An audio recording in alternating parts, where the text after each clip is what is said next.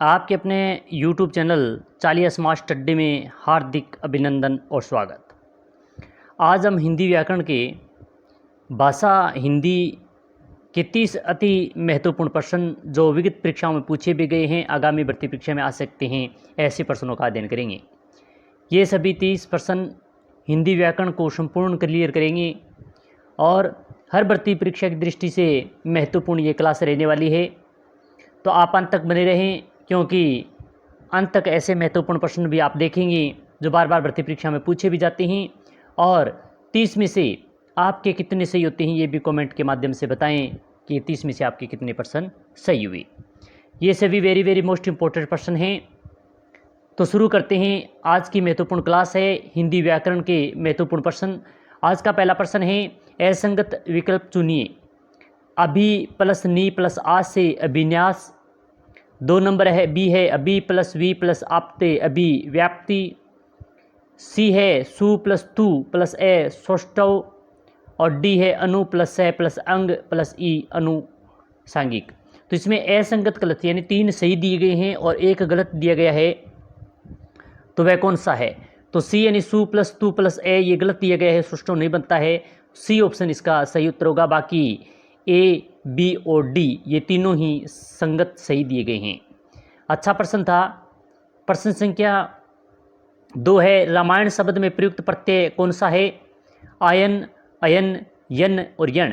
तो रामायण शब्द में प्रयुक्त प्रत्यय बताना है, तो रामायण में अयन प्रत्यय है, यानी ऑप्शन संख्या बी इसका सही उत्तर है।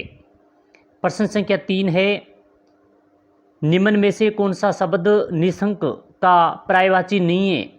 सुरक्षित, निर्भय, निश्चित और निशंक। निशंक तो यानी ऑप्शन संख्या प्रश्न संख्या जो 3 दिया गया है महत्वपूर्ण प्रश्न है, जो इसमें निशंक का पर्यायवाची जो नहीं है वो निशंक नहीं है, डी ऑप्शन इसका सही उत्तर होगा। बाकी सुरक्षित, निर्भय और निश्चित ये सभी इसके पर्यायवाची होते हैं। प्रश्न संख्या 4 है, बैठ गए सब तरु छाया में पंक्ति में रेखांकित शब्द का शुद्ध रूप होगा। यानी जो बैठ गए सब तरु छाया, तो यहाँ जो तरु छाया दिया गया है इसमें बताना है रेखांकित शब्द यही है, तो शुद्ध रूप इसका क्या होगा? तरु छाया, तरु छाया यानी इसमें ऊ की मात्रा बड़ी है, इसमें छोटी है, तरु छाया और तरु छाया। तो इसमें ये बताना है कि इन जो 4 शब्द दिए गए इसमें शुद्ध शब्द कौन सा है? तो त्रुछया यानी ऑप्शन संख्या सी इसका सही उत्तर होगा। इसमें व्यंजन संधि का उदाहरण है ये। प्रश्न संख्या 5 है, प्रसिद्ध उपन्यास गोदान के लेखक हैं शरतचंद्र, प्रेमचंद, अमृता प्रीतम, उक्त में से कोई नहीं। उपन्यास गोदान और इसके जो लेखक हैं उपन्यास सम्राट मुंशी प्रेमचंद, बी ऑप्शन इसका सही उत्तर होगा, गोदान के लेखक हैं। प्रश्न संख्या 6 है, कर्मधारय समास का उदाहरण नहीं है? परमाणु, चतुरानन, सदस्य, भवसागर। तो कर्मधारय समास का उदाहरण कौन सा नहीं है? कर्मधारय समास का उदाहरण है वो नहीं है, तो वह चतुरानन। यह बहुब्रीहि समास का उदाहरण है, ऑप्शन संख्या 20 का सही उत्तर होगा। प्रश्न संख्या 7 है, प्रताप शब्द में प्र उपसर्ग का अर्थ है आगे, अधिक, सुंदर और प्रौढ़। प्र शब्द का अर्थ बताना है और प्र का अर्थ होता है अधिक, यानी ऑप्शन संख्या बी इसका सही उत्तर है, क्योंकि प्रताप जो शब्द दिया गया इसमें प्र उपसर्ग है और प्र उपसर्ग का अधिक अर्थ होता है, तो 7 का बी सही होगा। प्रश्न संख्या 8 है, जिस समास में पूर्व पद गौण तथा उत्तर पद प्रधान हो उसे कौन सा समास कहते हैं? द्वंद्व समास, बहुव्रीहि समास, द्विगु समास और तत्पुरुष समास। तो पूर्व पद गौण हो, उत्तर पद प्रधान हो, तो ऐसा जो तत्पुरुष समास होता है, यानी डी ऑप्शन इसका सही उत्तर है। प्रश्न संख्या 9 है, मान न मान मैं तेरा मेहमान का अर्थ है, इसका क्या अर्थ है? तो ए है हैसियत से आगे अधिक शोक, बी अवसर के अनुसार आचरण, सी मेहमानदारी में कमी और डी है जबरदस्ती गले पड़ना। मान न मान मैं तेरा मेहमान अच्छा है मुहावरा और इसका सही उत्तर होगा जबरदस्ती गले पड़ना। डी ऑप्शन इसका सही उत्तर है। अगर आपको क्लास अच्छी लग रही है तो लाइक करें, शेयर करें, क्योंकि ये सभी प्रश्न हैं वो महत्वपूर्ण इंपॉर्टेंट हैं और आगामी भर्ती परीक्षा में आ सकती हैं और कुछ प्रश्न तो आए हुए हैं। प्रश्न संख्या 10 है, निम्न में से कौन सा शब्द शुद्ध है? ज्योतिषना, पुण्य, उन्नति और क्षमा। तो इनमें से शुद्ध शब्द कौन सा है वो बताना है। ये तीन जो शब्द अशुद्ध है मगर एक ही शुद्ध दिया गया है और वह शुद्ध है, वह ज्योतिषना है। तो ऑप्शन संख्या ए इसका सही उत्तर होगा। प्रश्न संख्या 11 है, शब्द युगम अम्बुज और अम्बुदी में अम्बुज का अर्थ कमल है तो अम्बुदी का अर्थ होगा गुलाब, नदी, सागर और तालाब। अम्बुज जय जन्म लेने वाला अगर कमल है तो अम्बुदी धी यानी धारण करने वाला सागर होगा। तो इसका सी ऑप्शन सही उत्तर है। प्रश्न संख्या 12 है, निम्नलिखित में से कौन सा संधि शब्द सही है? गुरुपदेश, षड्मूर्ति, उच्छ्वय संकल्प और मिष्टान। तो शब्द जो सही बताना है कौन सा है। तो प्रश्न संख्या 12 महत्वपूर्ण है, इसका सही उत्तर होगा मिष्टान या डी ऑप्शन इसका सही उत्तर है। प्रश्न संख्या 13 है, उनतावाचक प्रत्यय से अभिप्राय है लघुताबोधक, संतानबोधक, विशेषण बोधक और क्रियाबोधक। तो उनतावाचक प्रत्यय से अभिप्राय है तो इसका जो सही उत्तर होगा लघुताबोधक यानी ए ऑप्शन इसका सही उत्तर है। प्रश्न संख्या 14 है, तद्धित प्रत्यय कितने प्रकार के होते हैं? महत्वपूर्ण इंपॉर्टेंट है। तद्धित प्रत्यय और तद्धित प्रत्यय कितने प्रकार के होते हैं? 5, 3, 4 और 6। तो तद्धित प्रत्यय हैं वह 6 प्रकार के होते हैं। डी ऑप्शन इसका प्रश्न संख्या 14 का सही उत्तर होगा। प्रश्न संख्या 15 है, दुस्तर का संधि विच्छेद क्या होगा? दुस दंतर, दुस प्लस दंतर, दु है दंतर और दुस दंतर। दुस्तर का सही संधि विच्छेद होगा तो दु है दंतर यानी ऑप्शन संख्या सी इसका सही उत्तर होगा। प्रश्न संख्या 16 है, देशभक्ति शब्द में कौन सा समास है? अव्ययभाव समास, तत्पुरुष समास, बहुव्रीहि समास और द्वंद्व समास। देशभक्ति यानी देश के लिए भक्ति और इसमें तत्पुरुष समास होगा। बी ऑप्शन इसका सही उत्तर है। प्रश्न संख्या 17 है, आकाश में चंद्रमा चमक रहा है रेखा के शब्द में पर्यायवाची निम्न में से नहीं है। आकाश में चंद्रमा चमक रहा है और इसका जो रेखा के शब्द है वो आकाश है। तो इस आकाश शब्द के पर्यायवाची कौन सा नहीं है? व्योम, गगन, रसाल और नभ। तो इसका सही उत्तर होगा रसाल यानी सी ऑप्शन जो आकाश का पर्यायवाची नहीं है। 17 का सी ऑप्शन सही उत्तर होगा। प्रश्न संख्या 18 है, किस क्रमांक में मूल शब्द और प्रत्यय सही अलग हैं? यानी कौन सा मूल प्रत्यय और मूल शब्द और प्रत्यय सही हैं ये बताना है। लुटेरा में लूट प्लस एरा, बचपन में बच धनपन, खवैया में खेना धनवैया और लड़ाकू में लड़ धन आकू। तो इसका जो सही जो शब्द दिया गया है वह होगा लड़ाकू, लड़ धन आकू या डी ऑप्शन इसका सही उत्तर है। प्रश्न संख्या 19 है, निम्न में से कौन सा उपसर्ग अरबी भाषा का नहीं है? बे, गम, हम, भर। तो अरबी भाषा के 3 है वो अरबी भाषा के हैं मगर भर जो दिया गया है वो अरबी भाषा का नहीं है। डी ऑप्शन 19 का सही उत्तर होगा।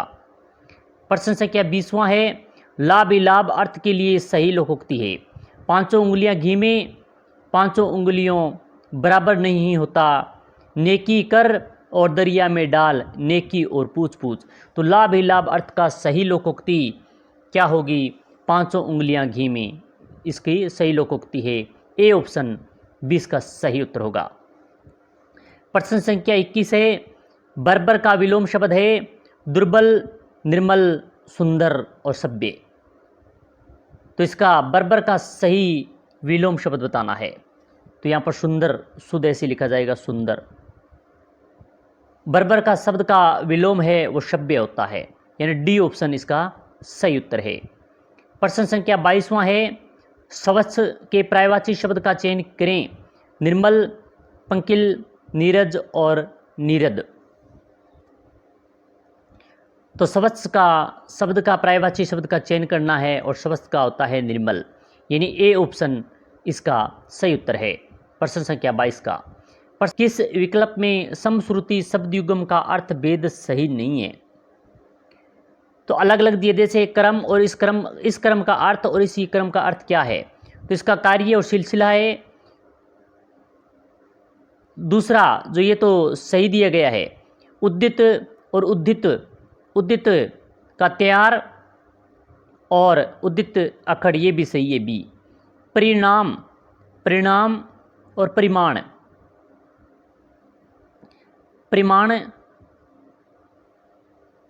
और ये जो इसका गलत दिया गया है, क्योंकि परिणाम और परिमाण ये गलत है, फल और सबूत नहीं होता है। गण गिनने योग्य, गण समूह है और गण्य यानी गिनने योग्य, तो ये भी डी ऑप्शन भी सही उत्तर है।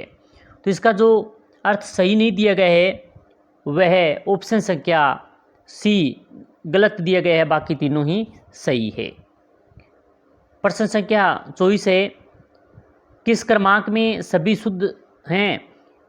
पहला दिया गया है आशीर्वाद, अनुकूल, निरीक्षण, कृपालु, ऐक्य, साप्ताहिक, आजीविका और आशीर्वाद। तो इसमें शुद्ध शब्द किस में दिए गए हैं? यानी आजीविका और आशीर्वाद ये दोनों ही शुद्ध शब्द दिए गए हैं, डी ऑप्शन इसका सही उत्तर होगा। प्रश्न संख्या 25वां है, घर में नहीं दाने, अम्मा चली बुनाने। लोकोक्ति का सही अर्थ है, एक नंबर है सामर्थ्य से बाहर कार्य करना, बी है सेखी मानना, सी है व्यर्थ के कामों में समय नष्ट करना और डी है धन न होने पर भी ढोंग करना। तो प्रश्न संख्या 25 का सही उत्तर होगा घर में नहीं दाने, अम्मा चली बुनाने। तो इसका होगा धन ना होने पर भी ढोंग करना, ये डी ऑप्शन इसका सही उत्तर होगा। प्रश्न संख्या 26 है, निम्नलिखित में से किस शब्द में व्यंजन संधि है? दिवाले, पवन, स्वागत और उच्छ्वास। व्यंजन संधि बतानी है, तो इसमें व्यंजन संधि जो दिया गया उच्छ्वास शब्द दिया गया है, डी ऑप्शन इसमें व्यंजन संधि है। प्रश्न संख्या 27 है, उर्दू उपसर्ग ला किस अर्थ में प्रयुक्त होता है? अभाव, अच्छा, प्रत्येक और बिना। तो उर्दू उपसर्ग है ला और यह है बिना के अर्थ में प्रयुक्त होता है, डी ऑप्शन इसका सही उत्तर है। प्रश्न संख्या 28वां है, प्रत्याहार शब्द में उपसर्ग है। प्रत्याहार शब्द में उपसर्ग है प्री, प्रति, प्र और परा। तो प्रत्याहार शब्द में उपसर्ग जो दिया गया है ये बताना है। अच्छा प्रश्न है, महत्वपूर्ण प्रश्न। इसका सही उत्तर होगा प्रति, यानी बी ऑप्शन इसका सही उत्तर है। प्रत्याहार में प्रति, धन आहार शब्द में प्रति उपसर्ग है। प्रश्न संख्या 29 है, इंद्र का अखाड़ा मुहावरे का सही अर्थ है? मुश्किल में पड़ना, मौज की जगह होना, दोगुना लाभ होना, बुरी तरह धोखा खाना। तो इंद्र का अखाड़ा मुहावरे का सही उत्तर है मौज की जगह होना, यानी ऑप्शन संख्या बी इसका सही उत्तर है। प्रश्न संख्या 30वां है, निम्नलिखित में से संध्यार्थक वाक्य कौन सा है? यह नहीं आया इसलिए हम नहीं गए, जो काम तुम्हें दिया गया है उसे देखो, आज शाम को शायद वर्षा हो, वह जहाँ रहे सुख से रहे। तो इसमें संध्यार्थक वाक्य जिसमें आज शाम को शायद वर्षा होगी, सी ऑप्शन इसका सही उत्तर है 30वें का। तो आज हमने बहुत ही महत्वपूर्ण 30 प्रश्नों का अध्ययन किया। ये 30 प्रश्न बहुत ही महत्वपूर्ण इंपॉर्टेंट हैं। अगर क्लास अच्छी लगी तो लाइक, कमेंट, सब्सक्राइब और शेयर करें। इसी प्रकार की महत्वपूर्ण क्लास के साथ फिर मिलेंगे। जय हिंद, जय भारत।